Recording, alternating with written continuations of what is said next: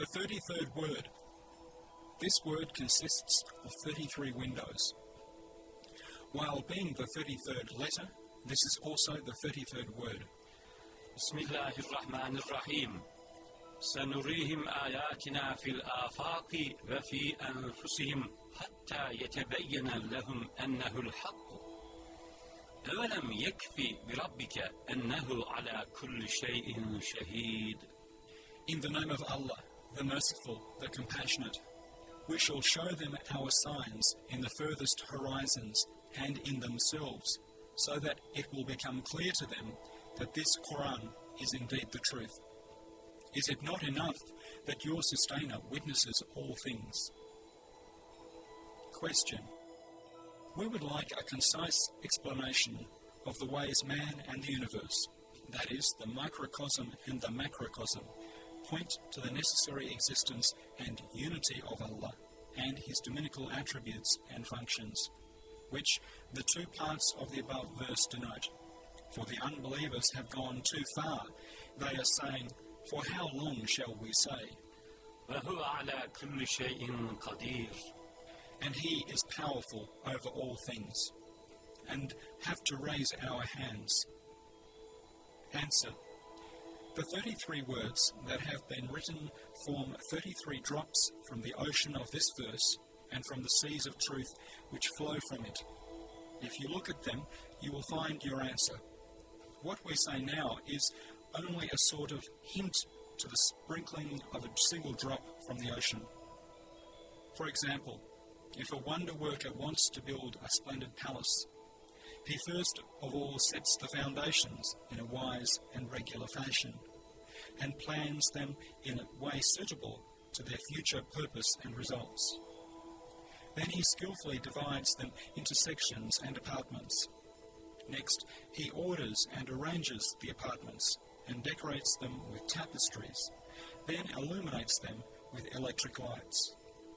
Then, in order to renew his ingenious works and favours in that magnificent and adorned palace, he makes fresh creations and new changes and transformations in every level of it. And then he installs a telephone in every apartment connected to his own abode, and opens up a window from each so that his may be seen. In just the same way, وَلِلَّهِ الْمَثَلُ الْأَعْلَى. And Allah's is the highest similitude. The peerless Creator, who is named with 1,001 sacred names, such as All-Glorious Maker, All-Wise Sovereign, All-Just Arbiter, willed the creation of the palace of the universe and tree of the cosmos, which forms the macrocosm. He set the foundations of the palace, the tree, in 6 days through the principles of wisdom and laws of his pre-eternal knowledge. Then he divided and formed it into the higher and lower levels and branches through the principles of divine determining and decree. Next, he adorned everything, each world, in an appropriate manner, like the heavens with the stars and the earth with flowers. Then he manifested and made luminous his names within the arena of those universal laws and general principles. And then, in a special way, sent to the assistance of individuals crying out at the constraint of those universal laws, his names of Most Merciful and All-Compassionate. That is to say, within those universal and general principles, he has special favours, special succour, special manifestations, so that everything may seek help from him and look to him at all times for every need. Then from every apartment, every level, every world, every realm of being, every individual, from everything, he opened up windows which would show himself, that is, make known his existence and unity. He left a telephone in every heart. For now, we shall not attempt to discuss those innumerable windows, which is anyway beyond our power, referring them to the all-encompassing knowledge of Allah. We shall only point out in a concise and brief manner 33 windows, since it corresponds to the blessed number of the Tashbihat following the prescribed prayers. And for a more detailed explanation of this, which forms the 33rd letter and 33rd word and consists of gleams from verses of the Quran, we refer readers to the rest of the words. First window. If we look, we see that all things, and especially living creatures, have numerous different needs and numerous different wants. And those wants and needs are provided for them at the appropriate time, in unexpected ways, from places they do not know and their hands cannot reach. Succour comes to them, but the power of these needy beings is insufficient for even the smallest of those endless things they wish for. They cannot meet their needs. Consider yourself, of how many things are you in need that your hands cannot reach, like your external and inner senses and their needs. Compare all other living creatures with yourself. See just as singularly they testify to the necessary existence and point to his unity, so in their totality they show to the reason a necessarily existent one behind the veil of the unseen, a single one of unity. Among titles of most generous, all compassionate, nurturer and disposer. O ignorant unbeliever and dissolute heedless one, with what can you explain this wise, percipient, compassionate activity? Deaf nature? Blind force? Senseless chance? Can you explain it through impotent, lifeless causes? Second window. While in their existence and individuality, things are in a hesitant, bewildered and shapeless form among innumerable possible ways, they are suddenly given a most well-ordered and wise aspect of individuality. For example, every human being has on his face characteristics which differentiate him from all his fellow humans, and it is equipped with utter wisdom, with external and inner senses. This proves that the face is a most brilliant stamp of divine oneness. And just as each face testifies to the existence of an all-wise Maker and points to his existence, so too the stamp which all faces display in their totality shows to the mind's eye that all things are a seal peculiar to their Creator. O denier, to what workshop can you refer these stamps, which can in no way be imitated, and the stamp of eternal besoughtedness, which is on the totality? Third window. The army of all the various species of animals and plants on the face of the earth consists of 400,000 different groups. Footnote. The members of some of those groups even are more numerous than all the members of the human race from the time of Adam up to the last day. They're being managed and raised with perfect balance and order through their sustenance, papers, weapons, uniforms, instructions, and demobilizations, which are all different, with nothing being forgotten and none of them being confused, is a stamp of a single one of unity, as brilliant as the sun, which can in no way be doubted. Who other than one possessing boundless power, all-encompassing knowledge, and infinite wisdom could have any part in this administration, which is wondrous to the utmost degree?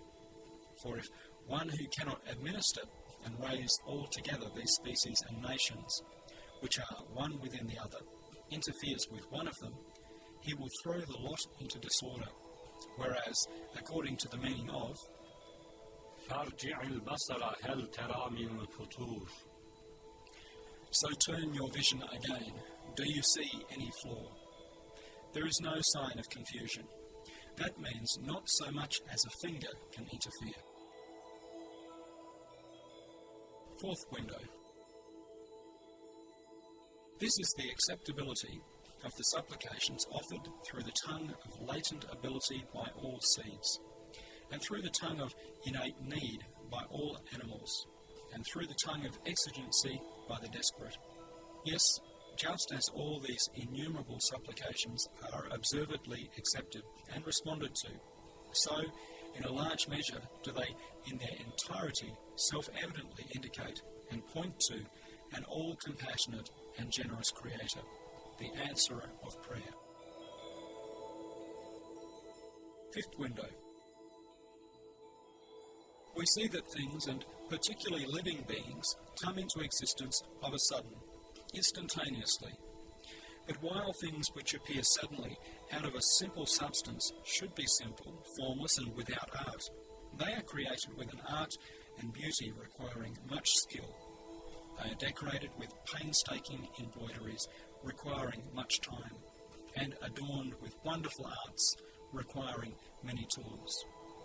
Thus, just as each of these instantaneous, wondrous arts and beautiful combinations indicates the necessary existence of an all-wise Creator and the unity of His dominicality, so in their totality do they show in a most brilliant fashion an infinitely powerful, infinitely wise, necessarily existent one.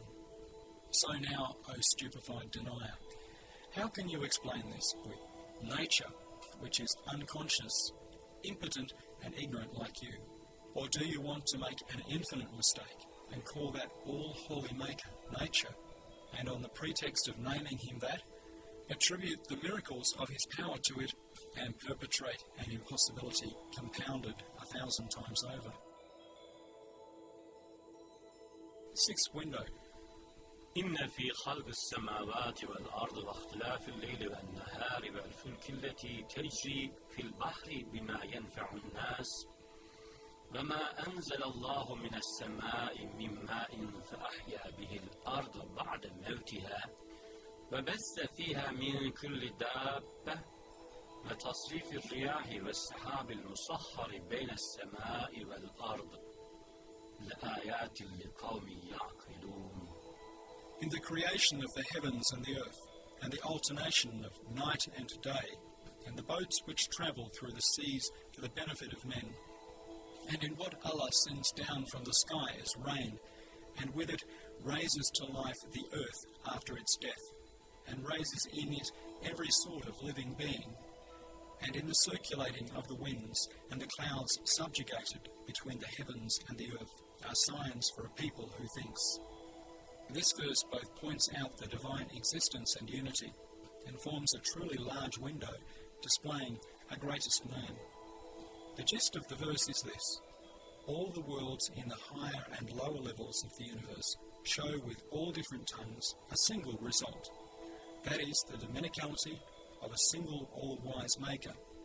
It is as follows: just as in the heavens, and astronomy even admits to it, extremely well-ordered movements for extremely extensive results show the existence, unity, and perfect dominicality of an all-powerful one of glory. So too, on the earth and geography even testifies to it and acknowledges it. Most orderly changes, like in the seasons, for most extensive benefits, show the existence and unity and perfect dominicality of the same all-powerful one of glory. Also, just as being given their sustenance with perfect mercy, and being clothed in different forms with perfect wisdom, and being decked out with all sorts of senses through perfect dominicality, each of all the animals on the land and sea again testifies to the existence of the all-powerful one of glory, and indicates to his unity. So in their totality, do they show on a vast scale the tremendousness of his Godhead and the perfection of his dominicality. So too, just as each of the well-ordered plants in gardens and the finely adorned flowers which the plants display, and the well-proportioned fruits which the flowers display, and the embellished embroideries which the fruits display, testifies to the existence of the all-wise Maker and points to his unity, so too in their totality do they show most brilliantly the beauty of his mercy and the perfection of his dominicality. Also, just as the drops of rain sent from the clouds in the sky, charged with duties for important instances of wisdom and aims and necessary benefits and results, again demonstrate to the number of their drops the necessary existence and unity and perfect dominicality of the all-wise Maker. So too do all the mountains on the earth, and the storing up in them of minerals with all their different properties for numerous different benefits, show with the strength and firmness of a mountain the existence and unity of the all-wise Maker and the perfection of his dominicality. Also, just as being adorned with numerous varieties of well-ordered flowers, the small hills in the plains and among the mountains each testifies to the necessary existence of an all-wise Maker and points to his unity, and altogether show the majesty of his sovereignty and the perfection of his dominicality. So the great variety of the orderly shapes of all the leaves of the grasses and trees, and all their different stages and states, and well-balanced and ecstatic movements again show the necessary existence and unity and perfect dominicality of the all-wise Maker. Also, just as the regular development at the time of their growth of all living bodies, and each being equipped with all sorts of organs, and their being directed consciously towards numerous different fruits, again testify to the necessary existence of the all-wise Maker, and indicate his unity, and in their totality show on a truly vast scale his all-encompassing power, and all-embracing wisdom, and the beauty of his heart, and the perfection of his dominicality.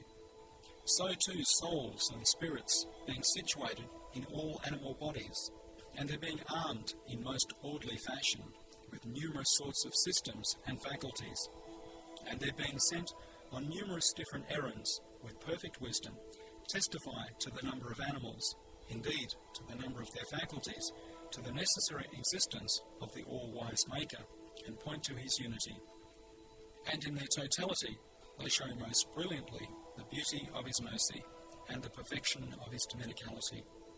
Also, just as the inspirations from the unseen imparted to all hearts, which make known to man every sort of science and knowledge and truth, and teach the animals how to procure their needs, make known the existence of an all-compassionate sustainer, and point to his dominicality. So their external and inner senses, which like rays gathering immaterial flowers from the garden of the universe, are all keys to different worlds, demonstrate as clearly as the sun necessary existence, unity, oneness, and perfect dominicality of the all-wise Maker, the all-knowing Creator, the most compassionate Creator, the all-generous Provider.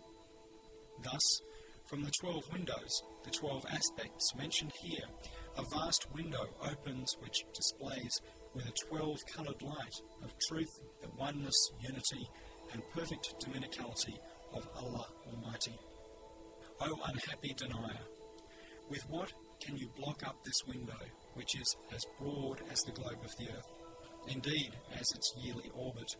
And with what can you extinguish this source of light, which shines like the sun, behind which veil of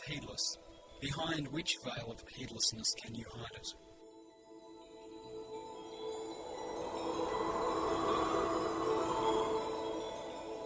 Seventh window.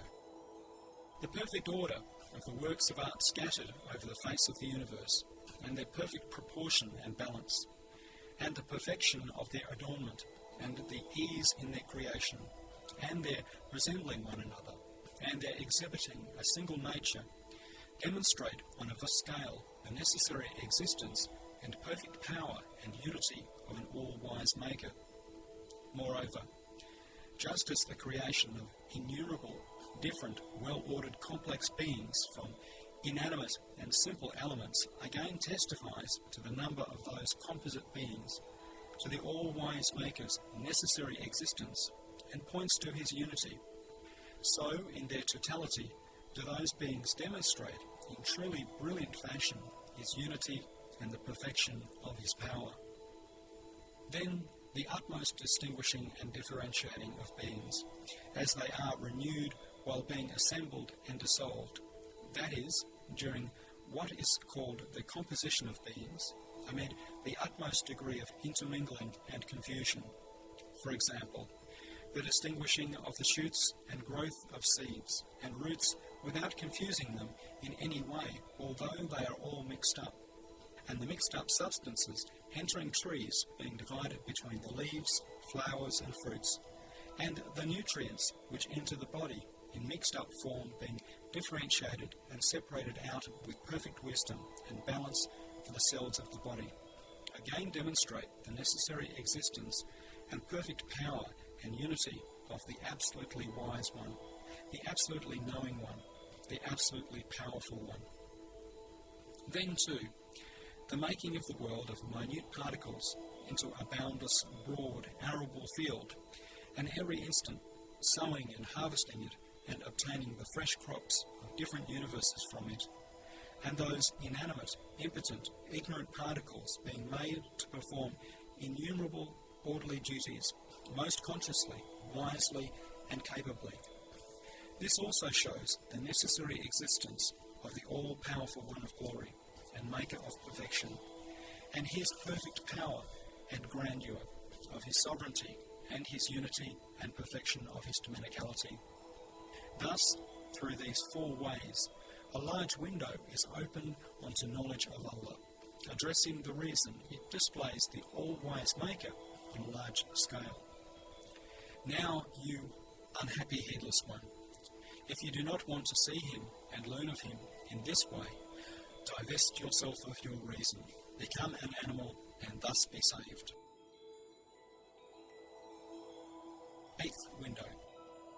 The testimony of all the prophets, peace be upon them, who among mankind possessed luminous spirits, relying on their manifest and evident miracles, and the testimony of all the saints, who with their luminous hearts are the spiritual poles of mankind, relying on their illuminations and wonder-working, and testimony of all the purified scholars, who possess luminous minds, relying on their researches and verifications, the testimony of all these to the necessary existence, unity, and perfect dominicality of the single One of Unity. The necessary existent, the Creator of all things, forms a truly vast and light-filled window.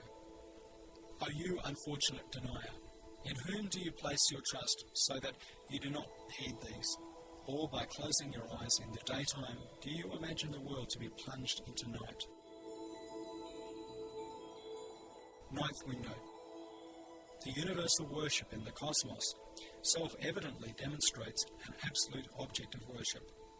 Yes, the perfect obedience and worship of all angels and spirit beings, which is established by the testimony of those who have penetrated to the spirit world and the inner dimension of things, and have met with the angels and spirit beings, and of all living beings, self-evidently performing their duties in perfect order and in a worshipful manner, and of all inanimate things, self-evidently carrying out their duties with perfect submission and in a worshipful manner, all demonstrate the necessary existence and unity of a true object of worship.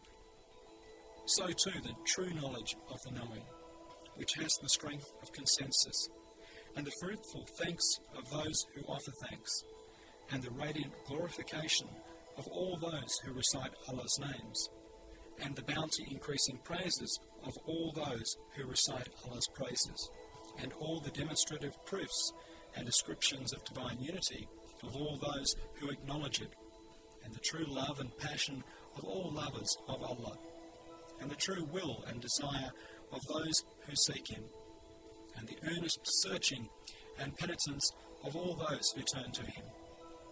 All these demonstrate the necessary existence and perfect dominicality, and unity of that pre-eternal, all-worshipped One, the One who is known, mentioned, thanked, praised, one, beloved, desired, and sought. So too, all the acceptable worship of perfected human beings and the spiritual radiance and supplications, visions and illuminations resulting from their acceptable worship again demonstrate the necessary existence and unity and perfect dominicality of that eternal being, the enduring object of worship. Thus, these three aspects open up a broad, light-giving window onto divine unity. 10th window. وأنزل من السماء ماء فأخرج به من الثمرات رزقا لكم وسخر لكم الفلك لتجري في البحر بأمره وسخر لكم الأنهار وسخر لكم الشمس والقمر دائبين وسخر لكم الليل والنهار وآتاكم من كل ما سألتموه وإن تعدوا نعمة الله لا تحصوها. And he sends down water from the sky, and brings forth with it fruits for your sustenance. And he has made subject to you the ships, that they sail through the sea by his command.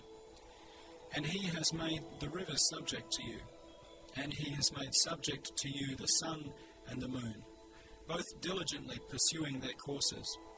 And he has made subject to you the night and the day. And he gives you all of that you ask him. But if you count Allah's bounties, you will never be able to number them. The mutual assistance and cooperation of beings in the universe, and the fact that they respond to one another, show that all creatures are raised by a single nurturer, are organized by a single director, are under the jurisdiction of a single disposer, are the servants of a single Lord. For through an all-embracing law of mutual assistance, the sun cooks the necessities for the lives of living beings on the earth through a dominical command, and the moon acts as a calendar, and light, air, water, and sustenance hasten to the assistance of living beings, and plants hasten to the assistance of animals, and animals hasten to the assistance of human beings, and the members of the body hasten to assist one another, and the particles of food even hasten to the assistance of the cells of the body. This most wise and generous mutual assistance of these beings, and their responding to one another's needs, and their supporting and strengthening one another in accordance with a law of generosity, a law of compassion, a law of mercy, show clearly and self-evidently that they are the servants, officials, and creatures of a sole, unique, single one of unity, a peerless, eternally besought one, an absolutely powerful, absolutely knowing, absolutely compassionate, absolutely generous, necessarily existent one. O wretched, bankrupt philosophy, what have you say in the face of this mighty window? Can your chance interfere in this? ألا بذكر الله تطمئن القلوب. For indeed, in the remembrance of Allah do hearts find rest. Through knowing a single Creator, all spirits and hearts are delivered from the distress and confusion arising from misguidance, and from the spiritual pains arising from distress. They are saved by attributing all beings to a single Maker. They find assurance through the remembrance of a single Allah. For as is proved decisively in the 22nd word, if all beings are not attributed to a single being, it becomes necessary to ascribe a single thing to innumerable causes, and then the existence of a single thing becomes as difficult as all beings. For if attributed to Allah, innumerable things are ascribed to a single being, and if they are not attributed to Him, it becomes necessary to attribute everything to innumerable causes. Then a single fruit becomes as difficult as the universe. Indeed, more difficult. For just as if the management of one soldier is given to 100 different people, 100 difficulties arise. And if 100 soldiers are given to the direction of one officer, they are as easy to manage as a single soldier. So too, the coinciding of numerous different causes in the creation of a single thing is difficult to the 100th degree. And if the creation of numerous things is given to a single being, it becomes as easy to the 100th degree. Thus, it is only by recognizing the Creator's unity and knowledge of Allah that man may be delivered from the boundless distress arising from the desire to search for the truth inherent in his nature. Since there are endless difficulties and pains in unbelief and associating partners with Allah, that way is certainly impossible and devoid of truth. While it sits suitably to the ease, abundance, and fine art in the creation of beings, there is a boundless ease in affirming divine unity. That way is surely necessary and the truth. O you miserable people of misguidance, see how dark and full of pain is the way of misguidance. What is it that makes you take it? And see how easy and pleasant is the way of belief and affirming divine unity. take that way and be delivered. 12th window. سبح اسم ربك الأعلى الذي خلق فسوى والذي قدر فهدى. سبح اسم ربك الأعلى الذي خلق فسوى والذي قدر فهدى. Glorify the name of your sustainer, the all-highest, who has created and given order and proportion, and who has determined the nature of all things, and guided them towards their fulfillment. According to the meaning of this verse, all things, and especially living creatures, have been given a form and regular proportions in accordance with wisdom, as though they have emerged from a purposeful mould. Contained in those measured proportions are intricate extremities of various benefits and uses, and the form of their clothes and their proportions, which they change throughout the periods of their lives, are each immaterial and well ordered and measured, and are composed of the appointed events of their lives, again in a fashion suitable to wisdom and benefits. This shows clearly that those innumerable creatures, whose forms and proportions have been planned in the sphere of determining of an all-powerful one of glory, an all-wise one of perfection, and who have been given forms fashioned in the workshop of divine power, point to that being's necessary existence and testify to his unity and perfect power with endless tongues. Look at your own body and its members and the fruits of its intricate and complex places. See the perfect power within the perfect wisdom. 13th window. According to the meaning of, وَإِن مِّن شَيْءٍ إِلَّا يُسَبِّحُ بِحَمْدِهِ. And there is nothing but extols his limitless glory and praise. Everything recalls its creator through its own particular tongue, and declares to his holiness. Yes, the glorifications all beings utter audibly and through the tongues of their beings demonstrate the existence of a single most holy being. The testimony of innate disposition may not be rejected, especially if the evidence comes from all sides. It cannot be doubted. Look, the well-ordered forms of beings, which through their manner of creation comprise endless testimony and offer evidence in innumerable ways through the tongue of disposition, and look to a single centre like concentric circles. All these are tongues. Similarly, their well-proportioned and balanced assemblages are all testifying tongues, and their perfect lives are all glorifying tongues. Thus, as is proved in the 24th word, their glorifying, extolling, and testifying to a single most holy being through all these tongues demonstrate the necessary existent one as light shows the sun, and point to the perfection of his Godhead.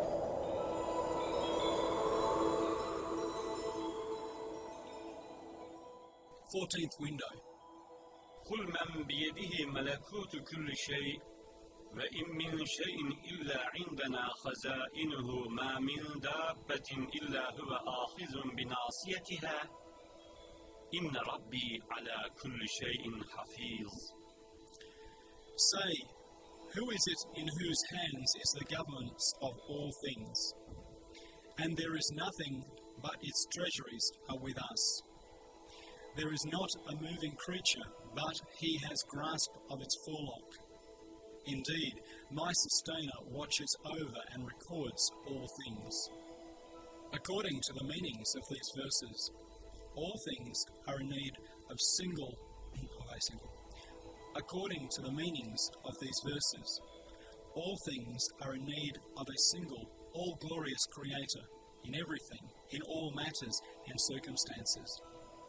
Indeed, we look at the beings in the universe, and we see that there is the manifestation of an absolute force within an absolute weakness, and the traces of an absolute power are apparent within an absolute impotence. Like, for example, the wonderful states and stages plants display when the life force awakens in their seeds and roots.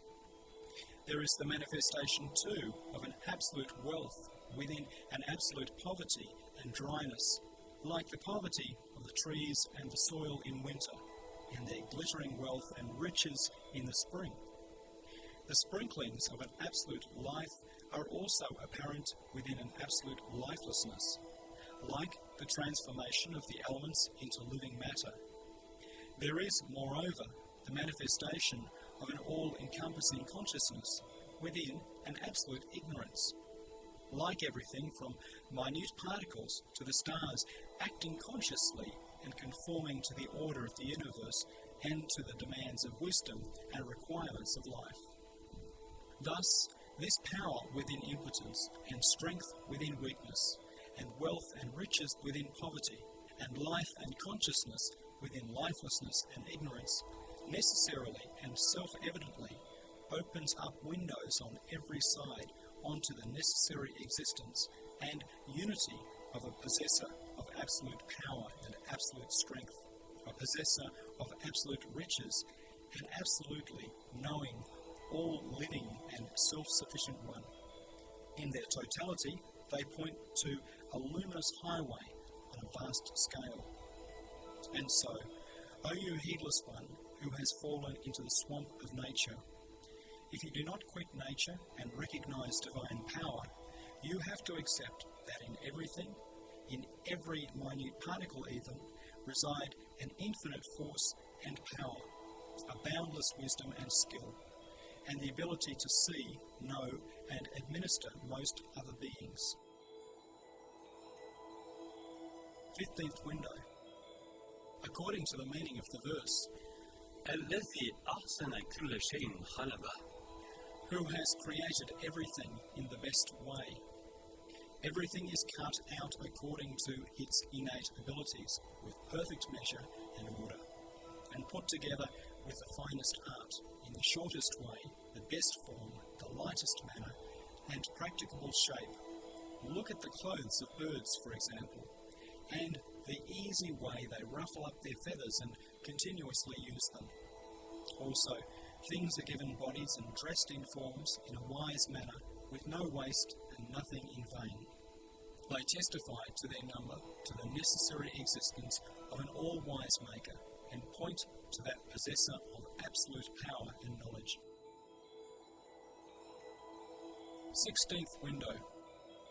The order and ordering in the creation and disposal of creatures, which are renewed season by season on the earth, show clearly a universal wisdom, since an attribute cannot be without the one it qualifies. This universal wisdom necessarily shows an all-wise one. The wonderful adornment within the veil of wisdom self-evidently shows a perfect beneficence, and that perfect beneficence necessarily points to a gracious, all-generous Creator. The all-encompassing benevolence and bestowal within the veil of beneficence shows self-evidently an all-embracing mercy, and that all-embracing mercy shows necessarily an all-merciful and all-compassionate one. The sustenance and foods of all living creatures above the veil of mercy, all perfectly appropriate for their needs, show clearly a sustaining providence and a compassionate dominicality, and that sustaining and administering necessarily point to an all-generous provider.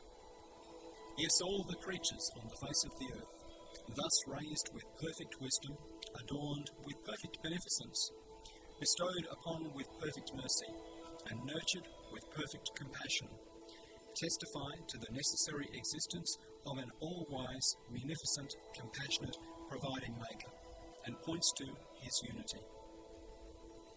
Look at and consider also the universal wisdom which is apparent on the face of the earth as a whole, and is to be seen in its totality, and shows clearly purpose and will, and the perfect beneficence embracing all creatures, which comprises the wisdom, and the all-encompassing mercy, which comprises the beneficence and wisdom, and includes all beings of the earth, and the most generous sustaining and nurturing, which comprises the mercy and wisdom and beneficence, and embraces all living creatures, just as the seven colours form light, and the light which illuminates the face of the earth undoubtedly shows the sun.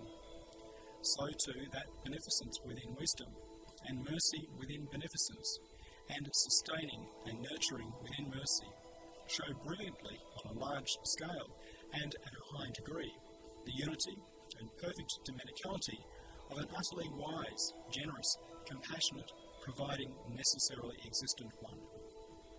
O you stupefied and heedless denier, with what can you explain this wise, generous, compassionate, providential, sustaining, this strange, wonderful, miraculous state of affairs which is before your eyes, with chance and coincidence, which are aimless like you, with force which is blind like your heart, with nature which is deaf like your head, with causes which are impotent, lifeless, and ignorant like you? Or do you want to give the name of nature, which is an utterly impotent, ignorant, deaf, blind, contingent, and wretched, to the all-glorious one, who is utterly holy, pure, exalted, and free of all defect, and absolutely powerful, knowing, hearing, and seeing, and thus perpetrate an infinite error? So with what force can you extinguish this truth, brilliant as the sun? Under which veil of heedlessness can you conceal? 17th window. إن في السماوات والأرض لآيات للمؤمنين. Indeed, in the heavens and earth are signs for those who believe. If we observe the face of the earth in the summer, we see that an absolute munificence and liberality, which necessitate confusion and disarrangement, is to be seen within a total harmony and order. Look at all the plants which adorn the face of the earth. And the utter speed in the creation of things, which necessitates imbalance and disorder, is apparent within a perfect equilibrium. Look at all the fruits which decorate the face of the earth. And an absolute multiplicity, which necessitates unimportance, indeed, ugliness is apparent within a perfect beauty of art. Look at all the flowers which gild the face of the earth. And the absolute ease in the creation of things, which necessitates lack of art and simplicity, is to be seen within an infinite art and skill and attention. Look carefully at all seeds, which are like the tiny containers and programs of the members of plants and trees, and the small cases containing their life histories. And the great distances which necessitate difference and diversity appear within a correspondence and conformity. Look at all the varieties of cereal grains sown in every part of the earth. And the total intermingling, which necessitates confusion and muddle, is on the contrary to be seen within a perfect differentiation and separation.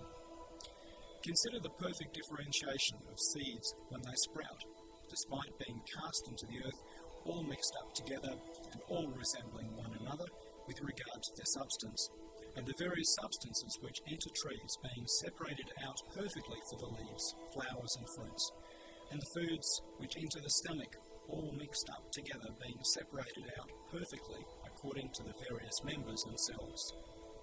See the perfect power within the perfect wisdom.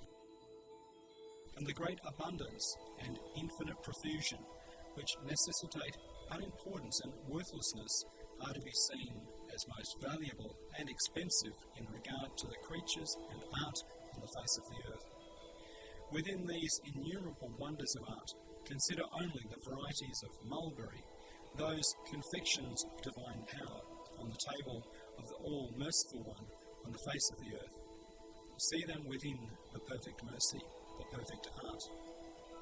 Thus, just as the day shows the light, and the light the sun, the great value together with utter profusion, and the boundless intermingling and intermixing together with the utmost differentiation and separation, with the utter profusion, and the great distance together with the utmost conformity and resemblance, within the limitless differentiation and separation, and the infinite ease and facility together with the infinite care in making within the utmost resemblance, and the absolute speed and rapidity together with the total equilibrium and balance and lack of waste within the most beautiful making, and the infinite abundance and multiplicity together with the highest degree of beauty of art within utter lack of waste, and the utmost munificence, together with absolute order within the highest degree of beauty of art, all testify to the necessary existence,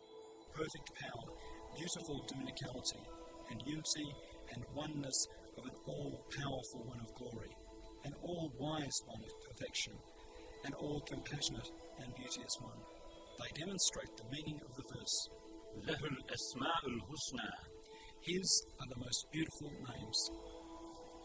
So now, O you ignorant, heedless, obstinate wretch, with what can you interpret this mighty truth? With what can you explain this infinitely miraculous and wonderful state of affairs? To what can you attribute these truly extraordinary hearts? What veil of heedlessness can you draw across this window as broad as the earth, and so close it? Where is your chance and coincidence, your unconscious companion on which you rely and call nature, your friend and support in misguidance? It is totally impossible for chance and coincidence to interfere in these matters, isn't it? And to attribute to nature 1,000th of them is impossible 1,000 times over, isn't it? Or does lifeless, impotent nature have immaterial machines and printing presses within each single thing, made from each and to the number of each? 18th window. أَوَلَمْ يَنْظُرُوا فِي مَلَكُوتِ السَّمَاوَاتِ وَالْأَرْضِ. Do they not consider the government of the heavens and the earth? Consider this comparison, which is explained in the 22nd word. A fine, well-ordered and well-crafted work, like a palace, self-evidently points to a well-ordered act. That is to say, a building indicates the act of building, and a fine, well-ordered act necessarily points to a proficient agent, a skillful master, a builder. And the titles of proficient master and builder point self-evidently to a perfect attribute, that is, to a faculty for the craft. And the perfect attribute and that perfect faculty for the craft self-evidently indicate the existence of a perfect innate ability, and a perfect innate ability indicate the existence of an exalted spirit and elevated essence. In just the same way, the constantly renewed works filling the face of the earth, indeed the universe, show clearly acts of utmost perfection, and these acts, which are encompassed by total order and wisdom, point clearly to an agent whose titles and names are perfect. For it is clearly obvious that well-ordered, wise acts cannot be without the one who performs them, and titles of the utmost perfection point to the utterly perfect attributes of that agent. For according to the rules of grammar, the active participle is formed from the infinitive, that is what is called the root in Arabic grammar. So too the source and roots of nouns, names and titles are attributes, and attributes at the utmost degree of perfection point indubitably to utterly perfect essential qualities. And those perfect essential qualities, which we are unable to describe, point most certainly to an essence which is at the utmost peak of perfection. Thus, since in every part of the world all the works of art and creatures are perfect works, each of them testifies to an act, and the act testifies to a name, and the name to an attribute, and the attribute to a quality, and the quality to the essence. Thus, just as singularly they testify to the necessary existence of the all-glorious Maker, to the number of creatures, and indicate his oneness, so altogether they form an ascension in divine knowledge as strong as the chains of beings. They form a proof of reality in continuous sequence which no doubt can pierce or penetrate. So now, O wretched, heedless denier, with what can you smash this proof, which is as powerful as the chain of the universe? With what can you close this latticed window within its innumerable spaces through which shine rays of truth to the number of these creatures? Which veil of heedlessness can you draw over it?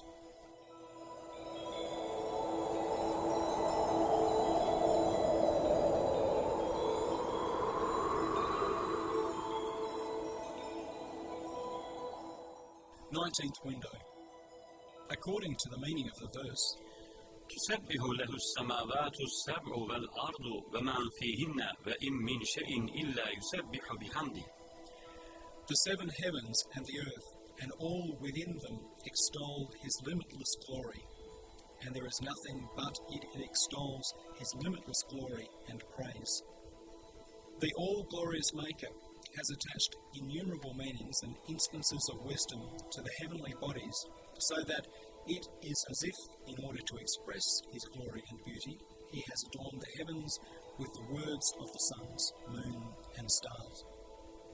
To the beings in the atmosphere also he has attached instances of wisdom and meanings and aims, as if to make them speak through the words of the thunder, lightning, and drops of rain, and give instruction in the perfection of his wisdom and beauty of his mercy. He causes the head of the earth to speak too, with its meaningful words, known as animals and plants, and displays the perfections of his art to the universe. Then he makes the plants and trees speak, all words of that head through the words of their leaves, flowers, and fruits, and again proclaims the perfection of his art and beauty of his mercy. Their flowers and fruits too he makes speak, through the words of their seeds, and gives instruction to the aware and conscious in the subtleties of his art and the perfection of his dominicality. And so, out of these innumerable words of glorification, we shall lend our ears and listen to a single shoot and a single flower in their manner of expression, and learn the way in which they testify. Yes, all plants and all trees describe their Maker with numerous tongues in such a way that they leave those who study them in amazement, causing them to exclaim, "Glory be to Allah! How wonderfully they bear witness to Him." Yes, the glorification of plants at the time their flowers open, and the moment they produce new shoots, and when they offer their smiling words, is as beautiful and clear as themselves. For through the beautiful mouth of each flower, and the tongues of its orderly shoots, and the words of its well-measured seeds, the order demonstrates wisdom, and is observedly within a balance which demonstrates knowledge. And the balance is within an embroidery of art which demonstrates skill and craft. And the embroidery of art is within an adornment which demonstrates favour and munificence. And the adornment is within subtle sense which demonstrate mercy and bestowal. And these meaningful qualities, one within the other, form such a tongue of testimony that it both describes the all-beauteous Maker through his names, and portrays him through his attributes, and expounds the manifestation of his names, and expresses his making himself loved and known.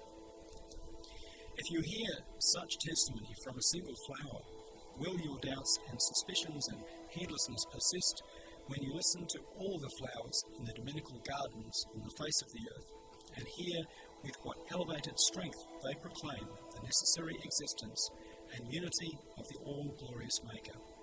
If they do persist, can it be said of you that you are a conscious human being? Come, now look carefully at a tree. See its delicate mouth within the orderly emergence of the leaves in spring, and the blossoms opening in a measured manner, and the fruit swelling with wisdom and mercy, and dancing at the blowing of the breeze in the hands of the branches, like innocent children.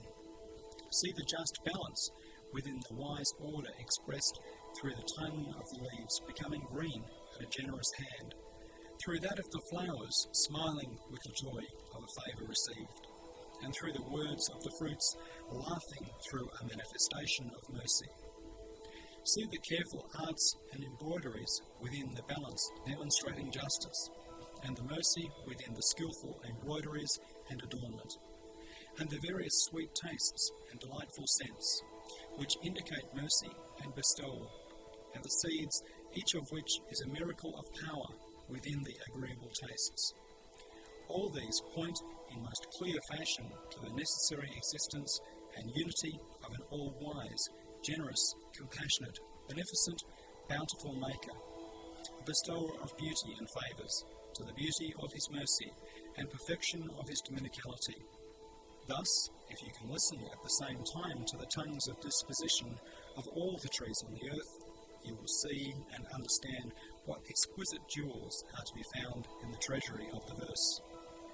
يسبح لله ما في السماوات وما في الأرض. All that is in the heavens and on the earth extols Allah's limitless glory. O you unhappy heedless one, who supposes himself to be free through his ingratitude. If the all-generous one of beauty, who makes himself known to you and loved by you through these innumerable tongues, had not wanted you to know him, he would have silenced them. Since they have not been silenced, they should be heeded.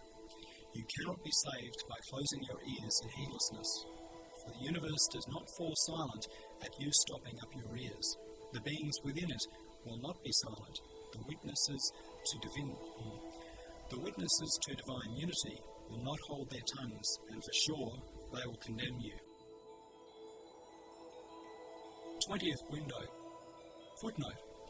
The true meaning of this 20th window occurred to my heart at one time in Arabic in this way. The sparkling of the light is through your illuminating and making it known. The rolling on of the ages is through your dispatching and employing them. Glory be unto you, how mighty is your rule.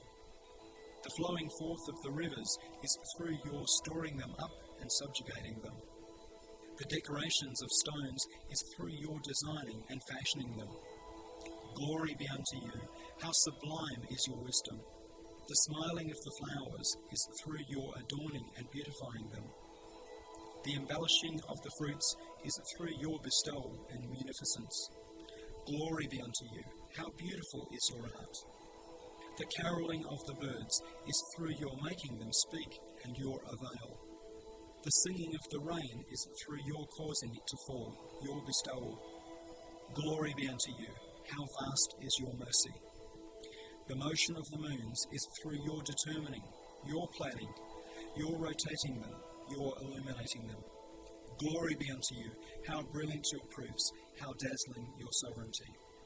فسبحان الذي بيده ملكوت كل شيء وإن من شيء إلا عندنا خزائنه وما ننزله إلا بقدر معلوم وأرسلنا الرياح لواقح فأنزلنا من السماء ماء فأسقيناكموه وما أنتم له بخازنين. So glory be to him, in whose hands is the dominion of all things. And there is nothing but its treasuries are with us. But we only send it down in a measure defined. And we send forth the winds to fertilize the plants. And we send down the rain from the skies, providing you with water therewith. And you are not the keepers of its stores. Just as perfect wisdom and beauty of art are apparent in particulars and results and in details, so do the universal elements and large creatures take up their positions in accordance with wisdom and art, despite their apparently being mixed up together by chance without order. Thus, as its other wise duties show, light shines in order to proclaim and make known the divine creatures on the face of the earth, with the permission of its sustainer. This means that light is employed by a wise maker. By means of it, he makes manifest his antique works of art in the exhibitions of the market of this world. Now consider the winds.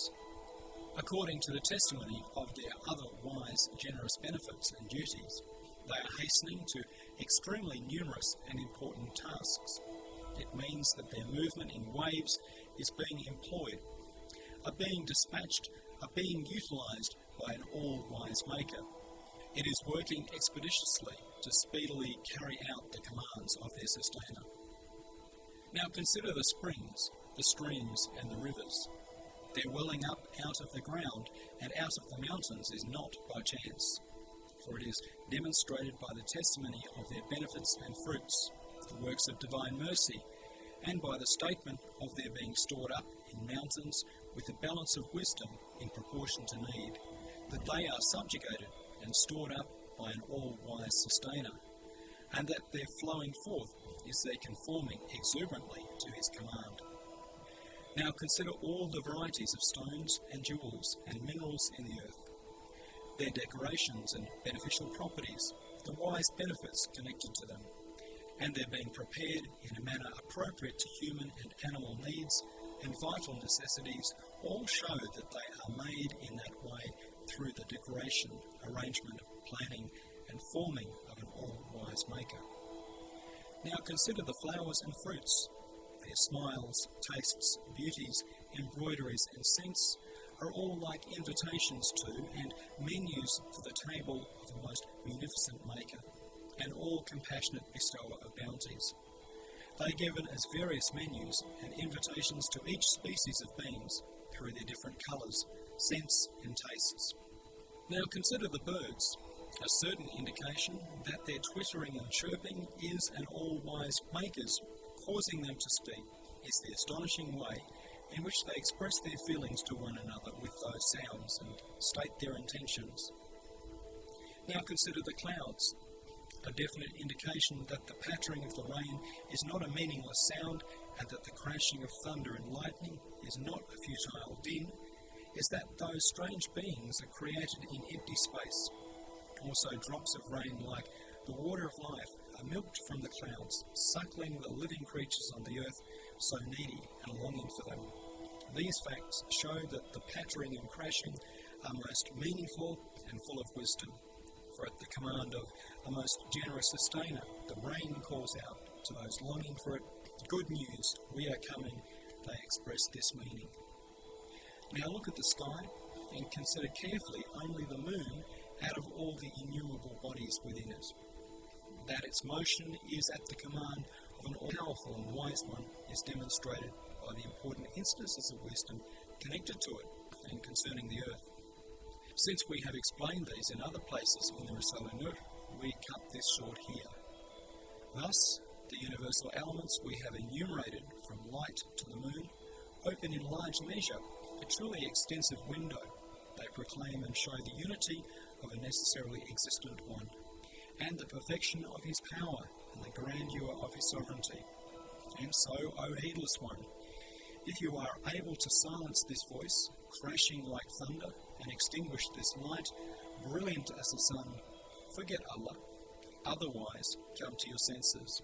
Say, all glory be unto you, and سبحان من تسبح له السماوات السبع والأرض ومن فيهن. The seven heavens and the earth, and all within them extol his limitless glory. 21st window. والشمس تجري لمستقر لها ذلك تقدير العزيز العليم. And the sun runs its course to a place appointed. That is the determining of the Almighty, the All-Knowing. The universe's lamp, the sun, forms a window onto the existence and unity of the universe's maker. That is as brilliant and luminous as the sun itself. Indeed, despite their great differences with regard to size, position, and speed, the 12 planets, including our globe, known as the solar system, are in motion and revolve with perfect order and wisdom and perfect balance, without a second's confusion, and are bound to the sun through a divine law known as gravity. That is, they follow their leader as though in prayer. This demonstrates on a vast scale the tremendousness of divine power and the unity of their sustainer. Those lifeless bodies, those vast unconscious masses, are rotated and employed within the utmost order and wise balance, in various forms and over varying distances and in varying motions, proving the degree of the power and the wisdom you compare for yourself. If chance was to interfere the tiniest amount in this vast and complex matter, it would cause an explosion so great it would scatter the universe. If it was to arrest the motion of one of them for a minute, it would cause it to leave its orbit and would open the possibility of its colliding with another planet. You can understand how awesome would be the collision of bodies thousands of times larger than the Earth. Now we shall refer to the all-encompassing knowledge of Allah, the wonders of the solar system, that is, the 12 planets, which are the sun's followers and fruits, and consider only our planet, the Earth, which is here before our eyes.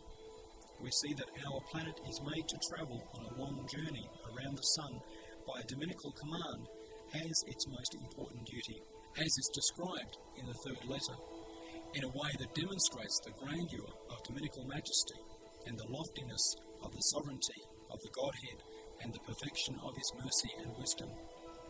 It has been made a dominical ship filled with the wonders of divine art and a travelling dwelling like an exhibition for Allah's conscious servants to gaze on, and the moon has been attached to it with precise reckoning for mighty instances of wisdom, like being an hour hand for telling the time. The moon too has been given various mansions through which to journey. Thus these aspects of this blessed planet of ours prove the necessary existence and unity of a possessor of absolute power with a testimony as powerful as the globe of the earth itself. You can make an analogy with the rest of the solar system from this. Furthermore, the Sun is made to turn on its own axis like a spinning wheel, in order to wind into a ball the immaterial threads called gravity and tie the planets with them and set them in order. So too, it is impelled together with its planets at a speed that cuts 5 hours distance a second towards, according to one estimate, the constellation of Hercules, or towards the Son of Suns. This most certainly occurs through the power and at the command of the All-Glorious One, the monarch of pre-eternity and post-eternity. It is as though he makes the solar system perform these manoeuvres like a platoon of soldiers under orders, and so demonstrates the majesty of his dominicality. O you astronomers, what chance can interfere in these matters? The hands of what causes can reach them? What force can draw close to this? Come on, you say. Would an all-glorious monarch such as this display impotence and permit others to have a role in his sovereignty? Would he give to other hands, living creatures in particular, which are the fruit, result, aim, and essence of the universe? Would he permit another to interfere? Especially man. Would he leave him to his own devices, the most comprehensive of those fruits, the most perfect of the results, his vicegerent on the earth and a mirror-like guest? Would he refer him to nature and chance and reduce the majesty of his sovereignty to nothing? Reduce to nothing his perfect wisdom.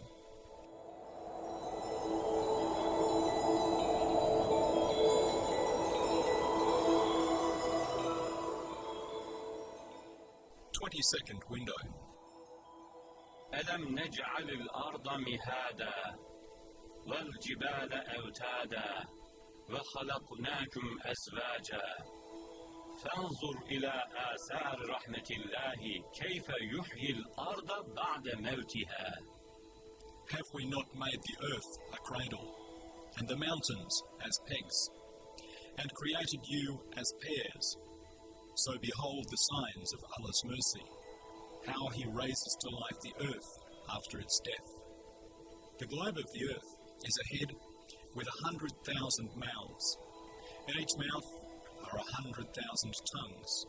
On each tongue are 100,000 proofs, each one of which testifies in numerous ways to the necessary existence, unity, sacred attributes, and most beautiful names of an all-glorious one. Yes, we consider the first creation of the earth, and we see that rock was created from matter in a fluid state, and that soil was created from rock. If that substance had remained fluid, it would not have been habitable, and if, after becoming rock, the fluid had become hard as iron, it would not have been suitable for use.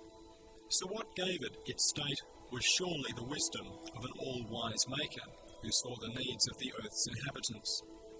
Then the layer of soil was thrown over the pegs of mountains so that the earthquakes arising from internal upheavals could breathe through the mountains, and they would not cause the earth to shaken out of its motion and duties. And so that the mountains would preserve the earth from the encroachment of the sea, and all would be storehouses for the vital necessities of living beings, and would purify the air from noxious gases, so allowing living beings to breathe. and so that they would accumulate and hold water reserves, and would be a source and mine for the minerals necessary for living creatures. Thus, this situation testifies most clearly and powerfully to the necessary existence and unity of a possessor of absolute power, an all-wise and compassionate one. O geographers, with what can you explain this? What chance could make this dominical ship full of these wonderful creatures into an exhibition of marvels, and spin it at a speed whereby it covers a distance of 24,000 years a year, while not allowing a single of the objects arranged on its face to fall off? Consider also the strange arts on the face of the earth. How wisely the elements are employed in their functions. How well they attend to the guests of the most merciful one on the earth through the command of that all-wise and powerful one, and hasten to serve them. Also, look at these embroidered lines within strange and wondrous arts on the face of the earth, multicoloured and full of strange wisdom. See how the brooks and streams, seas and rivers, mountains and hills have all been made dwellings and means of transport suitable for his various creatures and servants. See how, with perfect wisdom and order, he has then filled them with hundreds of thousands of varieties of plants and animals, and given them life and made them rejoice. And how regularly, minute by minute, he discharges the creatures and empties those dwellings with death, and then once again, in orderly fashion, refills them in the form of resurrection after death. This testifies, with hundreds of thousands of tongues, to the necessary existence and unity of an all-powerful one of glory, an all-wise one of perfection.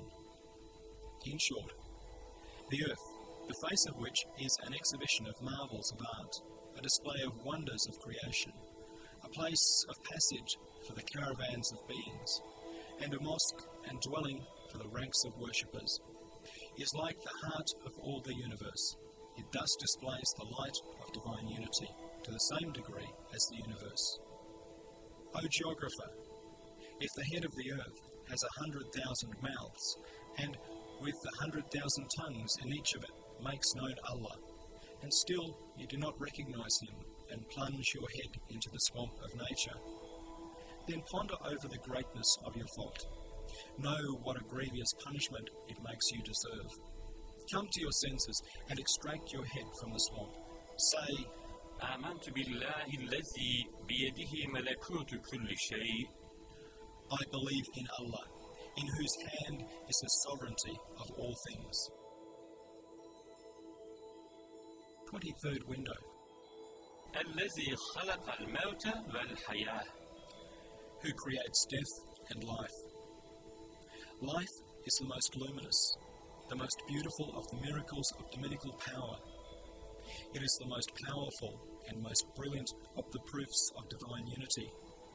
It is the most comprehensive and most shining of the mirrors displaying the manifestations of the eternally besought one. Yes, on its own, life makes known a living and self-subsistent one, together with all his names and acts.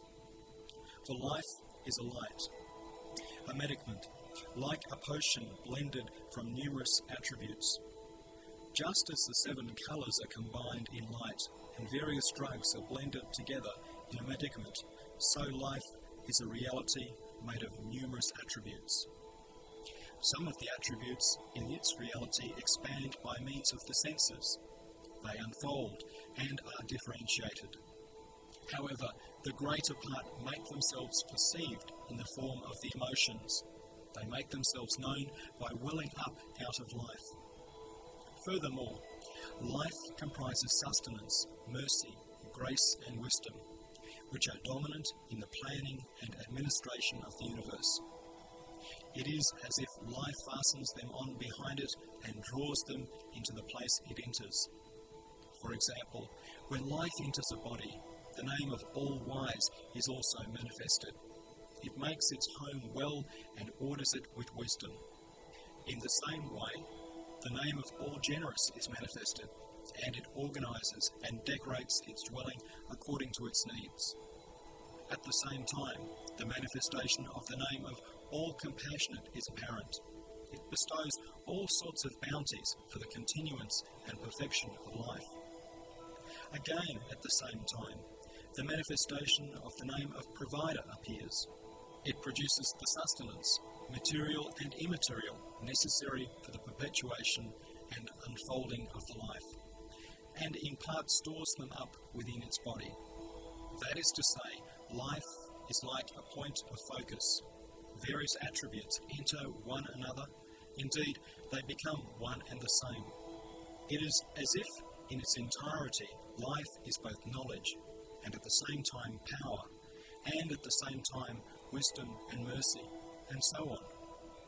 Thus, with regard to this comprehensive essence, life is a mirror of the eternally besought one, reflecting the essential dominical attributes.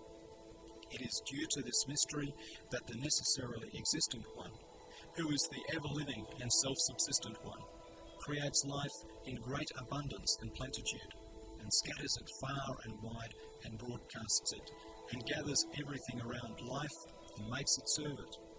For life's duty is great. Yes, it is not easy to be the mirror of the eternally besought one. It is not some petty duty.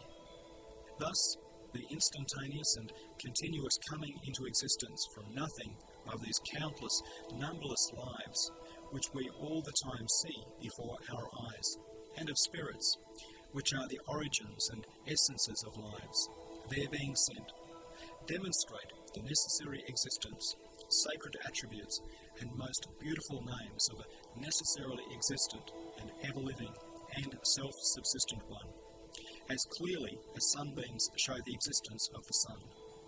Just as someone who does not recognize and accept the existence of the sun is compelled to deny the light which fills the day, so one who does not recognize the Son of divine oneness, who is ever-living and self-subsistent, and the giver of life and death, has to deny the existence of the living creatures which fill the earth, and even the past and the future.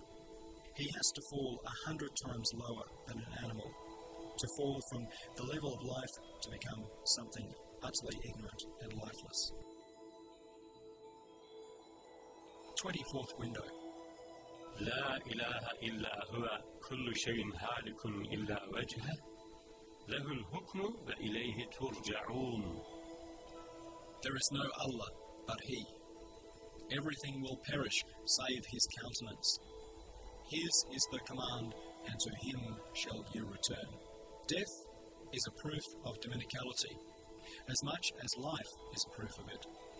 It is a most powerful proof of divine unity, as the verse, الذي خلق الموت والحياة, who creates death and life, indicates. Death is not non-existence, annihilation, non-being, and authorless extinction. Rather, as is shown in the first letter, it is a being discharged from service by an all-wise author, a change of residence, an exchange of bodies, a rest from duty, a being freed from the prison of the body. It is a wise and orderly work of wisdom. Indeed, just as the living face of the earth and the well-fashioned and living creatures upon it testify to the necessary existence and unity of an all-wise Maker, so too with their deaths do those living beings bear witness to the eternity and unity of an ever-living and self-subsistent one. Since it is proved and elucidated in the 22nd word that death is an extremely powerful proof of divine unity and eternity, we refer the discussion to that word and here only explain one important point. It is as follows. Both with their existences to living beings point to the existence of a necessarily existent one, and with their deaths to those living beings testify to the eternity and unity of an ever-living eternal one. For example, the face of the earth, which is a single living creature, points to its Maker with its order and circumstances. So too, it points to Him when it dies. That is, when winter conceals the earth's face with its white shroud. It turns the gazes of men away from itself. Their gaze moves to the past behind the corpse of that departing spring, and it shows them a far wider scene. That is to say, all past springs of the earth, which were all miracles of power, inform them that new living springtime creatures of the earth will come, and since they all testify to the existence of those future wonders of divine power, each a living earth, they testify brilliantly and powerfully and on a vast scale to the necessary existence, unity, everlastingness, and eternity of an all-glorious Maker, an all-powerful one of perfection, an ever-living eternal one. They demonstrate such brilliant proofs that whether one wants to or not, they make one declare, آمنت بالله الواحد الأحد. They demonstrate such brilliant proofs that whether one wants to or not, they make one declare, آمنت بالله الواحد الأحد. I believe in Allah, the One, the Unique. In short, according to the meaning of the verse, ويحيي الأرض بعد موتها. and gives life to the earth after its death. Just as this living earth testifies to the Maker with the spring, so with its death it turns man's gaze to the miracles of divine power, lined up on the two wings of time, the past and the future. It alludes to thousands of miracles of power in place of one miracle, and each of those springs testifies more certainly than this present spring, for those which have departed towards the past have gone together with their apparent causes, and after them others like them have come in their places. This means that apparent causes are nothing, only that an all-powerful one of glory creates the springs, and tying them to causes with his wisdom, shows that he has sent them. As for the faces of the earth lined up in the future, they testify still more brilliantly, for they will be made anew from nothing, from non-being and sent. They will be put on the earth, made to do their duty, and then sent away. And so, O heedless one, deviated into nature and drowning in its swamp.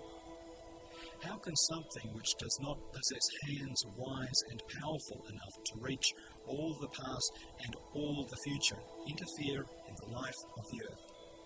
Can your total non-entity of nature interfere in it? If you want to be saved, say, at the very most, nature is a notebook of divine power, and as for chance, it is a veil to hidden divine wisdom which conceals our ignorance. Approach the truth. 25th window.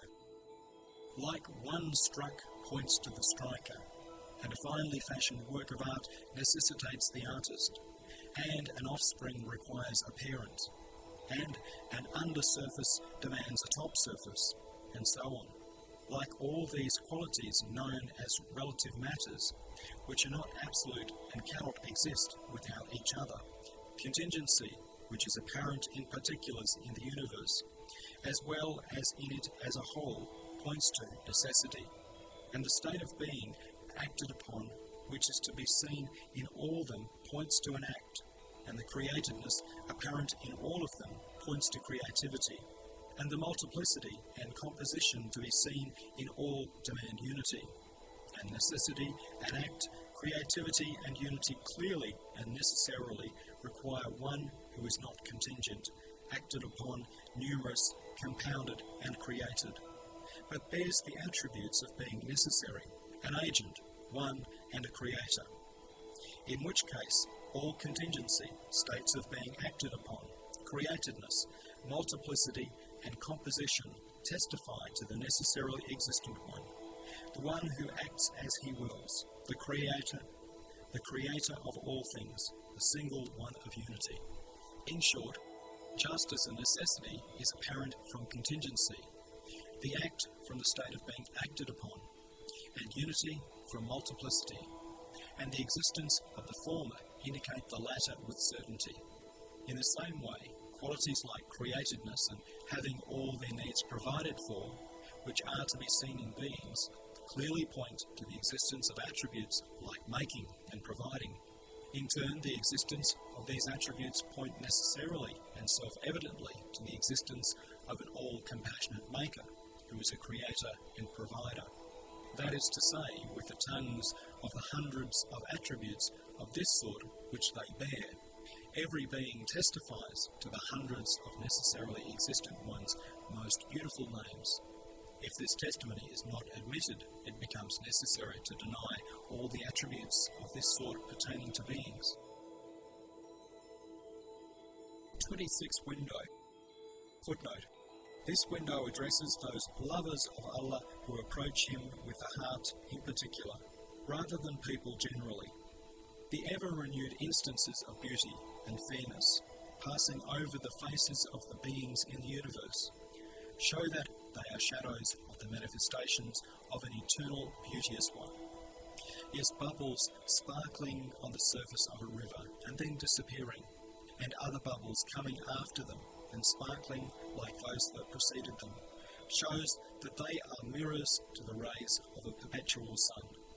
In the same way, the flashes of beauty which sparkle on the travelling beings in the river of flowing time point to an eternal beauteous one and are signs of Him. Also, the ardent love in the heart of the universe points to an undying beloved, as is indicated by the fact that something which is not found in the tree itself will not be present in authentic form in its fruit. The ardent love of Allah present in humankind, the responsive fruit of the tree of the universe, shows that a true love and passion is to be found in all the universe, but in other forms, in which case this true love and passion in the heart of the universe points to a pre-eternal beloved. Moreover, all the attractions and magnetic forces which appear in numerous different forms in the heart of the universe show to aware hearts that they are thus through the attraction of a drawing truth. Also, according to the consensus of the saints and those who uncover the mysteries of creation, who are the most sensitive and luminous of creatures, relying on their illuminations and witnessing, they have received the manifestation of a beauteous one of glory, and through their illuminations have perceived that all glorious one of beauty, making himself known to them and loved by them. Their unanimously telling of this again testifies with certainty to a necessarily existent one, to the existence of a beauteous one of glory, and to his making himself known to man. Also, the pen of beautifying and adorning which works on beings and on the face of the universe points clearly to the beauty of the names of the pen's owner. Thus, the beauty on the face of the universe, and the love in its heart, and the attraction in its breast, and the uncovering and witnessing in its eye, and the beauty and adornment on it as a whole, open up a truly subtle and luminous window. It displays to aware minds and hearts a beauteous one of glory, an undying beloved, an eternal worshipped one, all of whose names are beautiful. O heedless one, who flounders amid suffocating doubts in the darkness of matter and obscurity of delusion, come to your senses, rise to the state worthy of humanity. Look through these four openings, see the beauty of unity, attain perfect belief, and become a true man.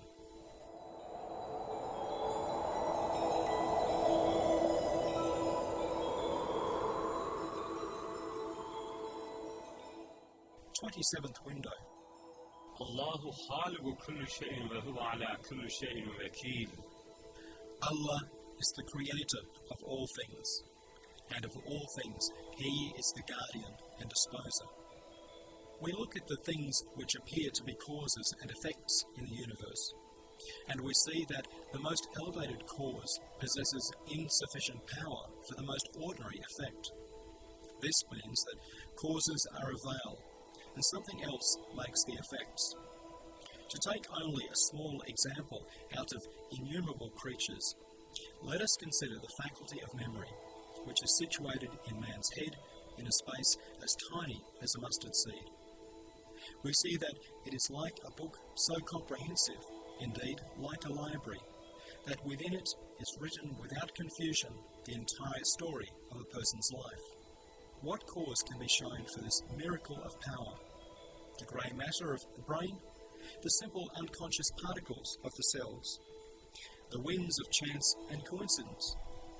But that miracle of art can only be the work of an all-wise maker who, in order to inform man that all the actions he has performed have been recorded and will be recalled at the time of accounting, writes out a small ledger from the great book of man's deeds to be published at the resurrection, and gives it to the hand of his mind.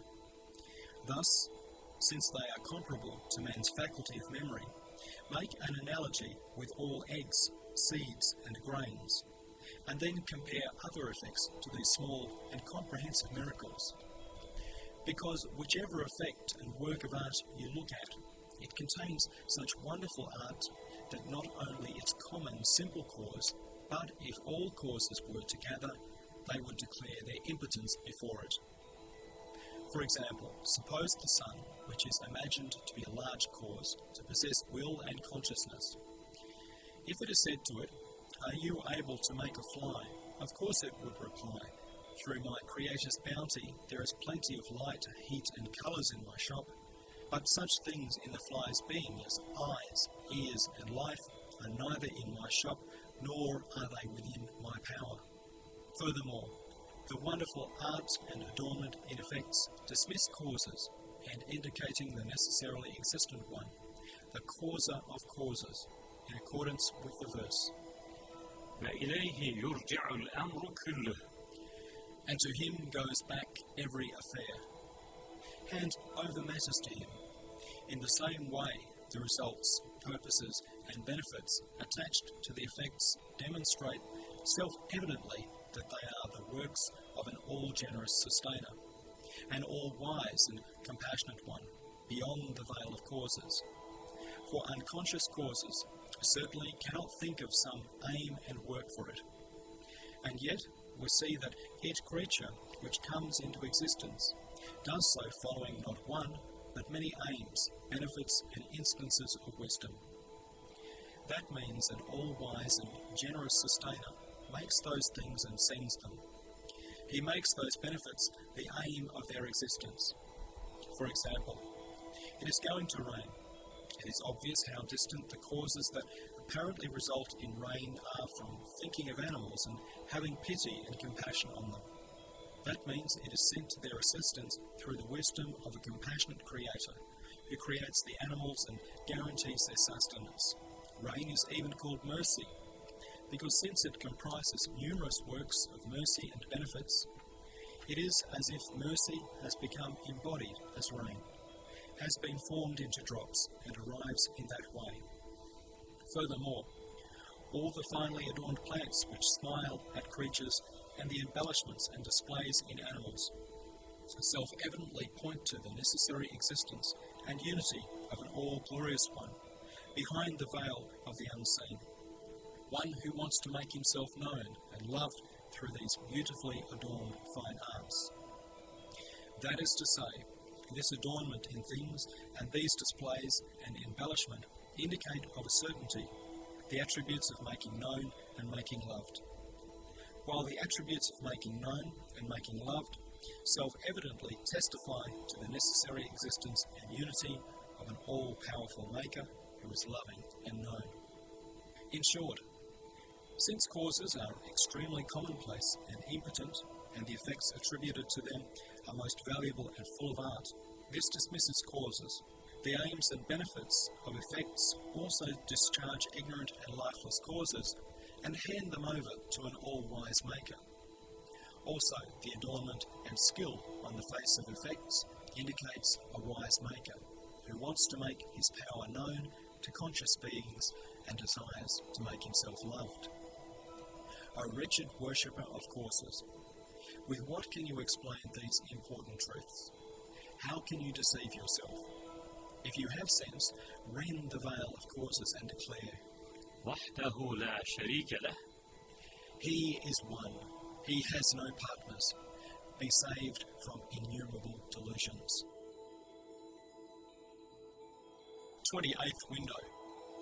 ومن آياته خلق السماوات والأرض واختلاف ألسنتكم وألوانكم إن في ذلك لآيات للعالمين. And among his signs is the creation of the heavens and the earth, and the variations in your tongues and in your colours. Verily, in that are signs for those who know. We look at the universe, and we see that a wisdom and ordering embrace everything from the cells of the body to the totality of the world. We look at the cells of the body, and we see that through the command and according to the law of one who considers what is beneficial for the body and administers it. There is a significant management in those minuscule cells. On the one hand, a sort of sustenance is stored up in the stomach in the form of fat and expended at the time of need. And on the other, in those tiny cells, there is a regulation and storing up. We look at plants, and a most wise planning and nurturing are apparent. We look at animals, and we see a rearing and nurturing which are generous to the utmost degree. We look at the mighty elements of the universe, and we see a majestic government and illumination following momentous aims. We look at the universe as a whole, and we see a perfect ordering for exalted instances of wisdom and elevated aims, as though it was a country, a city, or a palace. As is described and proved in the first stopping place of the 32nd word, from minute particles to the stars, not the tiniest place is left for associating partners with Allah. All beings are in effect so interrelated that one who cannot subjugate all the stars and hold them in his hand cannot make a particle heed his claims to be its lord and sustainer. It is necessary to own all of the stars in order to be the true sustainer of a single particle. Furthermore, as is described and proved in the second stopping place of the 32nd word, one not capable of creating and arranging the heavens cannot make the individual features on the human face. That is to say, one who is not sustainer of all the heavens cannot make the distinguishing features on a single human face. Thus, this is a window as large as the universe, which, if looked through, the following verses will appear to the mind's eye, written on the pages of the universe in large letters. الله خالق كل شيء وهو على كل شيء وكيل له مقاليد السماوات والأرض. Allah is the creator of all things, and of all things he is the guardian and disposer. His are the keys of the heavens and the earth. One who does not see these has either no mind or no heart, or he is an animal in human form. 29th window. وَإِن مِّن شَيْءٍ إِلَّا يُسَبِّحُ بِحَمْدِهِ. And there is not a thing but extols his limitless glory and praise. One spring I was setting out on a journey, a stranger and deep in contemplation. While skirting a hill, a brilliant yellow buttercup struck my eye. It immediately brought to mind the same species of buttercup I had seen long before in my native land and in other countries. This meaning was imparted to my heart. Whoever this flower is a seal of, the stamp of, the signature of, the impress of, all the flowers of that species throughout the earth are surely his seals, his stamps. After this notion of the seal, the following thought occurred to me. Just as a seal stamped on a letter denotes the letter's author, in the same way this flower is a seal signifying the most merciful one. And this hillock, which is inscribed with the impresses of these species and written with the lines of these plants, so full of meaning, is the missive of the flower's maker. This hill too is a seal. This plateau and plain have taken on the form of a missive of the most merciful one. After this thought, the following fact came to mind. Like a seal, everything ascribes all things to its own creator. It proves each is the letter of its own scribe. Thus all things are windows onto divine unity in such a way that each ascribes all things to a single one of unity. That is to say, there is an impress so wonderful, an art so miraculous, in each thing and especially in each living being, that the one who makes it and inscribes it so meaningfully can make all things, and one who makes all things is certainly him. That is to say, one who cannot make all things cannot create a single thing. O heedless one, look at the face of the universe.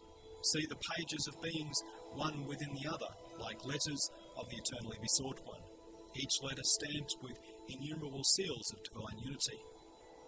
Who can deny the testimony of these seals? What power can silence them? Whichever of them you listen to with the ear of the heart, you will hear it declaring, أشهد أن لا إله إلا الله. I testify that there is no God but Allah.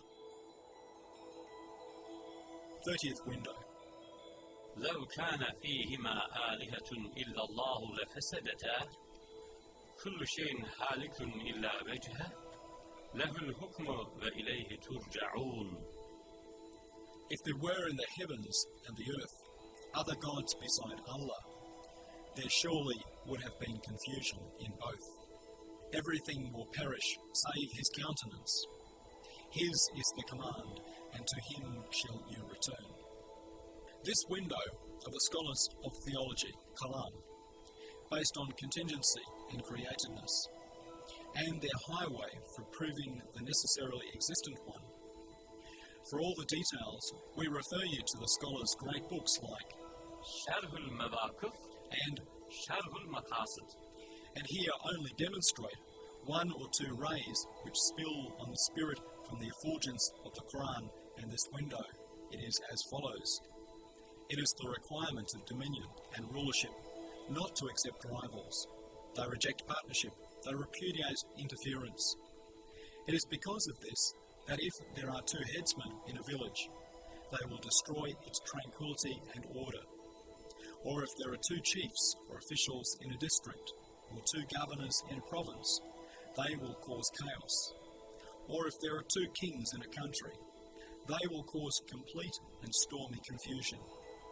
Since a pale shadow and petty example of dominion and rulership in impotent human beings, needy for assistance, does not accept the interference of rivals, opponents, or peers, then you may compare how fully a rulership which is in the form of absolute sovereignty and a dominion at the degree of dominicality will enforce that law of the rejection of interference in one possessing absolute power. That is to say, the most definite and constant necessity of Godhead and dominicality are unity and singleness. The clear proof and certain testimony to this are the perfect order and beautiful harmony in the universe. There is an order from the wing of a fly to the lamps in the heavens that the intellect prostrates before it in wonder and appreciation, declaring, Glory be to Allah, what wonders Allah has willed. How great are Allah's blessings. لو كان فيهما آلهة إلا الله لفسدتا. Had there been an iota of space for partners to Allah, and had there been interference, as the verse, لو كان فيهما آلهة إلا الله لفسدتا. If there were in the heavens and the earth other gods besides Allah, there would have been confusion in both. Indicates the order would have been destroyed, the form changed, and signs of disorder would have appeared. But as the verses, فارجع البصر هل ترى من فطور ثم ارجع البصر كرتين ينقلب إليك البصر خاسئا وهو حسير. So turn your vision again. Do you see any flaw? Then turn your vision a second time. Your vision will come back to you in a state dazzled and truly defeated. State and point out, however much the human gaze tries to find faults, it can find none anywhere, and returns worn out to its dwelling, the eye, and says to the fault-finding mind who sent it, I am worn out for nothing, there are no faults. This shows that the order and regularity are most perfect. That is to say, The order in the universe is a definite witness to divine unity. Come now, let us consider creativeness. The scholars of theology stated, "The world is subject to change, and everything which is subject to change is created. Every created thing has a creator, a maker, in which case the universe has a pre-eternal creator." And we say, yes, the universe is created, for we see that every century, indeed every year, and every season, one universe, one world, goes and another comes. This means that there is an all-powerful one of glory, who creating the universe anew, creates the universe every year, indeed every season and every day, and shows it to the aware and conscious. Then he takes it back and puts another in its place. He attaches one universe after the other, like the links of a chain, and hangs them on the string of time. For sure, the universes which appear from nothing and disappear before our eyes every spring, each a new universe, the same as this world, are miracles of the power of the omnipotent one who creates them. The one who continuously creates and changes the worlds within the world most definitely created the world too. And he made the world and the face of the earth a guest house for those great visitors. Now let us come to the discussion of contingency. The scholars of theology said, contingency is equal in regard to both existence and non-existence. That is, if existence and non-existence are both equally possible, one who will specify, prefer, and create is necessary. For contingent beings cannot create one another in uninterrupted and never-ending chains of cause and effect. Neither can one create another, and that the next in the form of causation, in which case there is a necessarily existent one who creates them.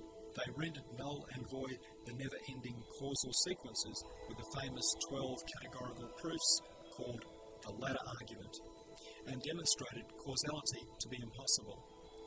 They cut the chains of causes and proved the existence of the necessarily existent one. And we say this, it is more certain and easier to demonstrate a stamp peculiar to the Creator of all things on everything than causes being cut at the extremities of the world with the proofs refuting causality.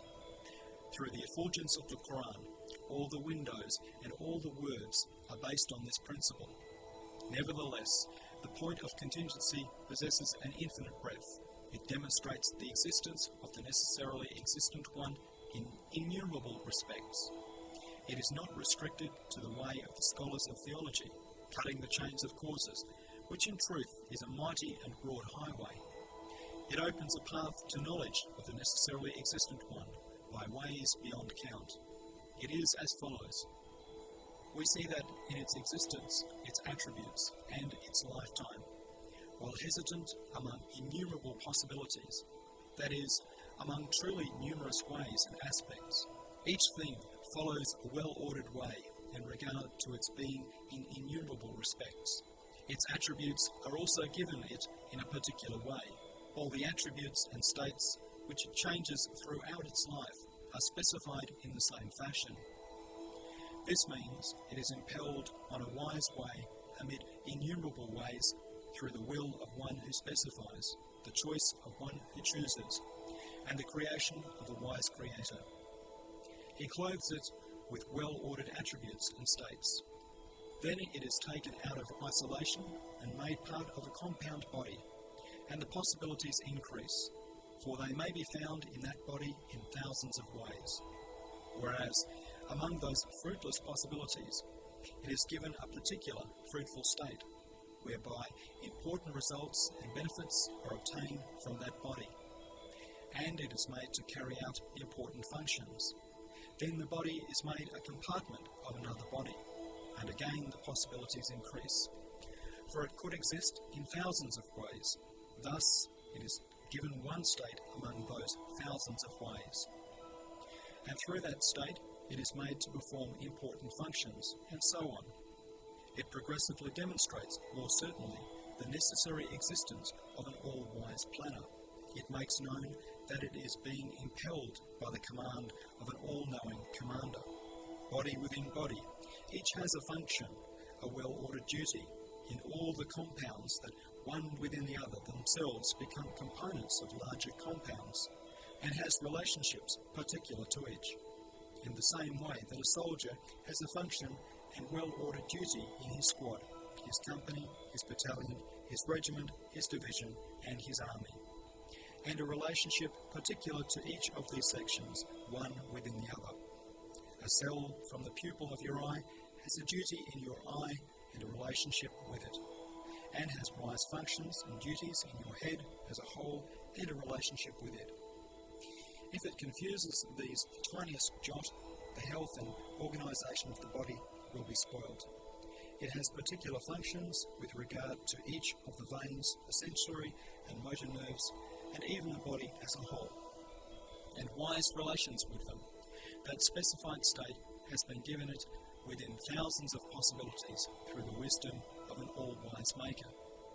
In just the same way, each of the creatures in the universe testifies to the necessarily existent one through the particular being, the wise form, the beneficial attributes given it among numerous possibilities. So too, when they enter compounds, those creatures proclaim their Maker with a different tongue in each compound. Step by step, till the greatest compound, through their relations, functions, and duties, they testify to the necessary existence, choice, and will of their all-wise Maker. Because the one who situates a thing in all the compounds while preserving its wise relations must be the creator of all the compounds. That is to say, it is as though one single thing testifies to him with thousands of tongues. Thus, from the point of view of contingency, the testimony to the existence of the necessarily existent one is as numerous, not as the number of beings in the universe, but as the attributes of beings and the compounds they form. O heedless one who does not hear this testimony, these voices which fill the universe must be dead and unreasoning. Is that not so? Come on, you say.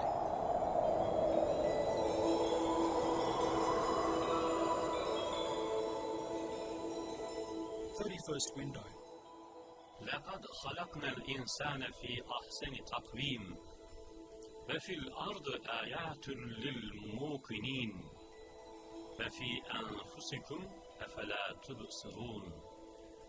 We have created man in the best of forms, and in the earth there are signs for those who are certain. And in your own selves will you not then see? This window is the window of man, and is concerned with man's self.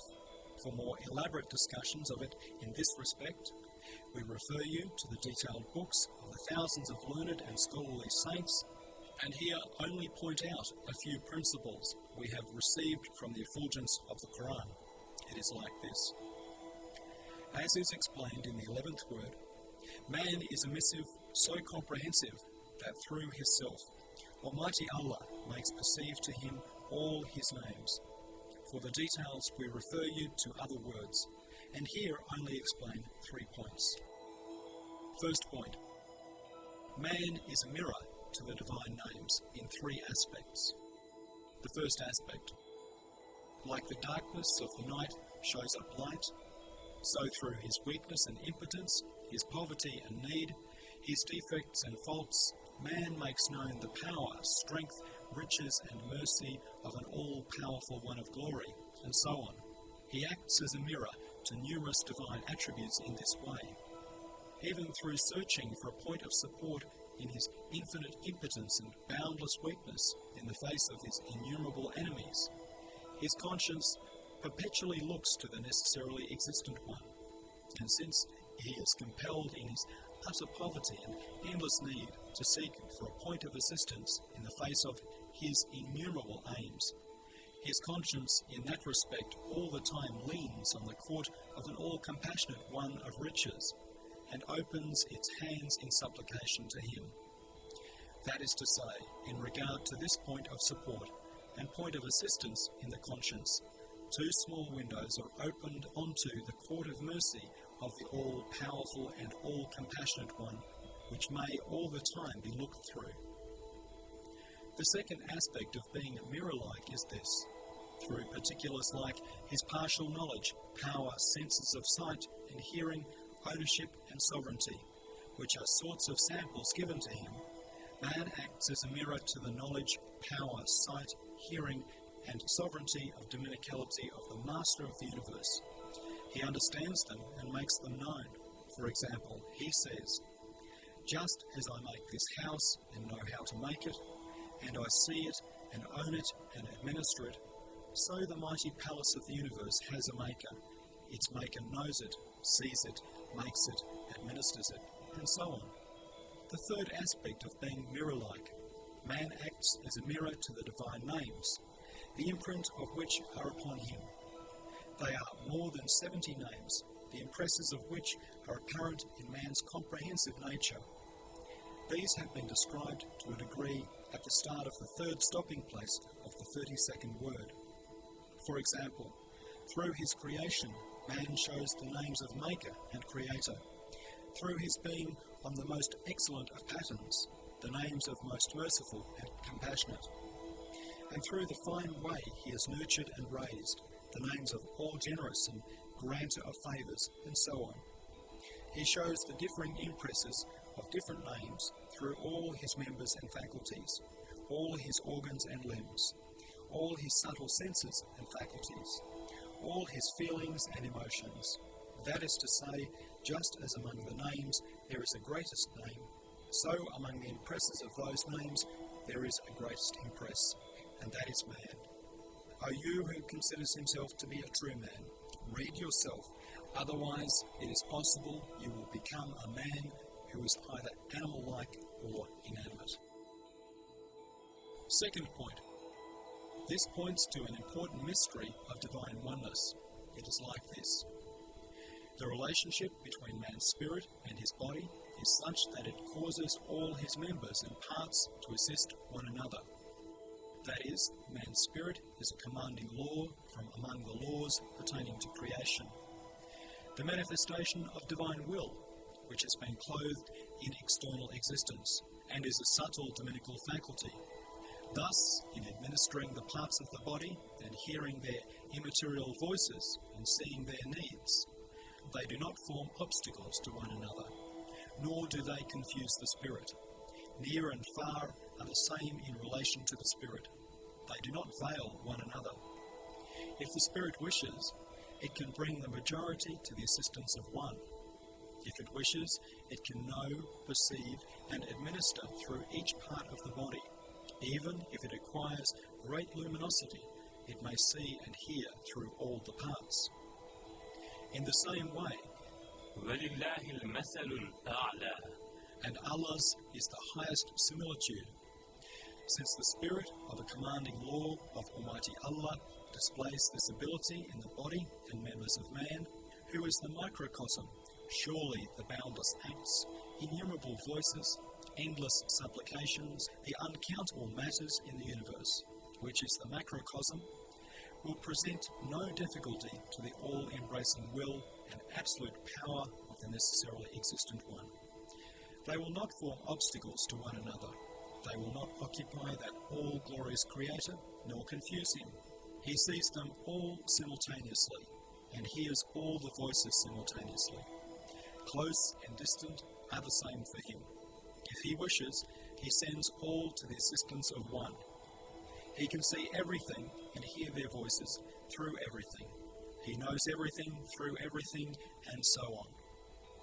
Third point. Life has a most important nature and significant function. But since it has been discussed in detail in the window on life, the 23rd window, and in the 8th phrase of the 20th letter, we refer you to those, and here only make the following reminder. The impresses in life, which intermingle and boil up in the form of emotions, point to numerous names and essential divine qualities. They act as mirrors reflecting the essential qualities of the ever-living and self-subsistent one in most brilliant fashion. But this is not the time to explain this mystery to those who do not recognize Allah or do not yet fully affirm Him. And so, here we close this door. 32nd window. والذي أرسل رسوله بالهدى ودين الحق ليظهره على الدين كله وكفى بالله شهيدا قل يا أيها الناس إني رسول الله إليكم جميعا الذي له ملك السماوات والأرض لا إله إلا هو يحيي ويميت. It is He who has sent His messenger with guidance and the religion of truth to make it prevail over all religion, and Allah is sufficient as witness. Say, O men, I am sent unto you all as the messenger of Allah, to whom belongs the dominion of the heavens and the earth. There is no God but He. It is He who gives life and death. This is the window of the Prophet Muhammad, peace and blessings be upon him, the son of the skies of messengership, indeed, the son of sons. Since it has been proved in the 31st word, the treatise on the Ascension, in the 19th word, the treatise on the prophethood of Muhammad, peace and blessings be upon him, and in the 19 signs of the 19th letter, how luminous and evident is this most brilliant, large, and light-giving window. We shall think of those two words, and that letter, and its 19th sign, and refer the word to them. For now, we will just say this. Muhammad, peace and blessings be upon him, the living, articulate proof of divine unity, demonstrated and proclaimed divine unity throughout his life, with the two wings of messengership and sainthood. That is, with a strength that comprised the consensus of all the prophets who preceded him and the unanimity of the saints and purified scholars who came after him. He opened up a window onto knowledge of Allah as broad and brilliant and luminous as the world of Islam. Millions of purified and veracious scholars like Imam Ghazali, Imam Irabani, Muhyiddin al-Arabi, and Abdul Qadir Gilani look through that window and show it also to others. Is there any veil that can obscure a window such as this? Can the person who accusingly does not look through this window be said to possess reason? Come on, you say. 33rd window. Elhamdülillahi الذي أنزل على عبده الكتاب ولم يجعل له عوجا قيما ألف لام را كتاب أنزلناه إليك لتخرج الناس من الظلمات إلى النور. Praise be to Allah, who has revealed to His servant the book and has allowed no crookedness therein. Alif Lam Ra, a book which we have revealed to you in order that you might lead mankind out of darkness into light. Think of all the windows we have mentioned as being a few drops from the ocean of the Quran.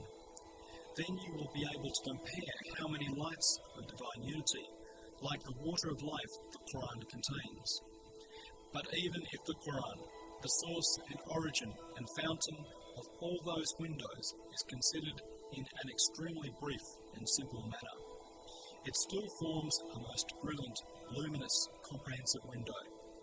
To see how certain and shining and luminous this window is, we refer you to the treatise of the miraculousness of the Quran, the 25th word, and to the 18th sign of the 19th letter, and beseeching the merciful throne of the All-Glorious One, who sent us the Quran, we say, ربنا لا تؤاخذنا إن نسينا أو أخطأنا ربنا لا تزغ قلوبنا بعد إذ هديتنا ربنا تقبل منا إنك أنت السميع العليم وتب علينا إنك أنت التواب الرحيم.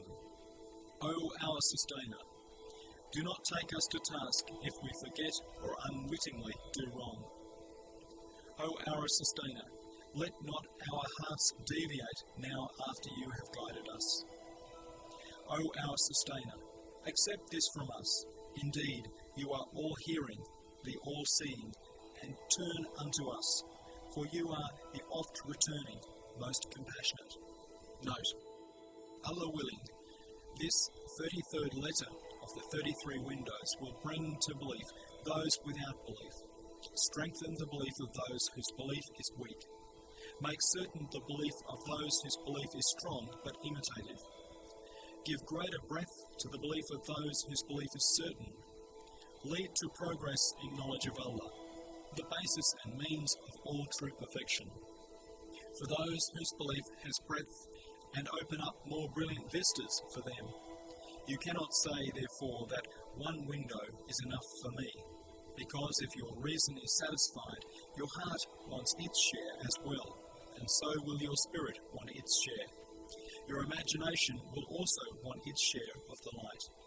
The other windows are also necessary, therefore, for each contains different benefits. In the treatise on the ascension of the Prophet Muhammad, peace and blessings be upon him, it was primarily the believer who was addressed, whilst the atheist was in the position of the listener. But in this treatise, it is the denier who is addressed, while it is the believer who is in the position of listener. This should be taken into consideration when looking at it. Unfortunately, due to an important reason, this letter was written with extreme speed. It has also remained in the state of the first draft. There will certainly therefore be some irregularities and defects in the way it is expressed, which are due to me. I request of my brothers, then, that they look at it with tolerance and correct it if they are able, and pray for my forgiveness. السلام على من اتبع الهدى والملام على من اتبع الهوى سبحانك لا علم لنا إلا ما علمتنا إنك أنت العليم الحكيم اللهم صل وسلم على من أرسلته رحمة للعالمين وعلى آله وصحبه وسلم آمين. Peace be on those who follow guidance, and may those who follow their own desires be censured. Glory be unto you. We have no knowledge save that which you have taught us. Indeed, you are all-knowing, all-wise. O Allah, grant blessings and peace to the one whom you sent as a mercy to all the worlds, and to his family and companions, and grant them peace. Amen.